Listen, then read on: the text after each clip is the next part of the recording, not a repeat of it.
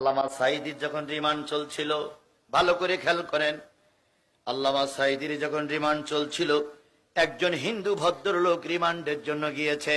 রিমান্ডে যে কত কষ্ট যারা গেছে তারা ছাড়া বলতে পারবে না। 1000 পাওয়ারের একটা বাল ছোট্ট ঘরের ভিতরে আল্লামা সাঈদীর মাথার পরে দিয়ে রেখেছে। আল্লামা সাঈদী বললেন, আমাকে একটু উজু করার পানি দাও।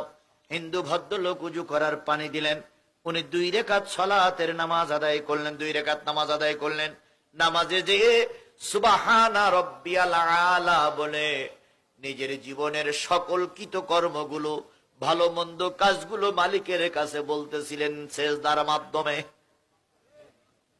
আর সেজদা বান্দা যখন সেজদা করে, আল্লাহর বান্দার ভিতরে কোনো পার্থক্য থাকে না। হিন্দু ভদ্রলোক বাড়ি বরিশালে, আমি তার মুখী কথাটা শুনেছি। তিনি বলতেছেন,